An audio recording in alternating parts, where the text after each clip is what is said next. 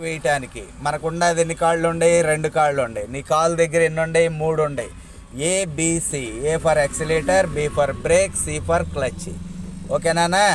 ఈ క్లచ్ ఏమో ఎడంకాలు, ఓన్లీ క్లచ్. గేర్ మార్చుకోవటానికి, ఆగటానికి క్లచ్. మలుపుల దగ్గర, స్పీడ్ బ్రేకర్లో, జనసాంద్రతలో క్లచ్ ఉపయోగిస్తాం. ఓకే అమ్మా? Brake brake brake brake brake brake కుడికాలు.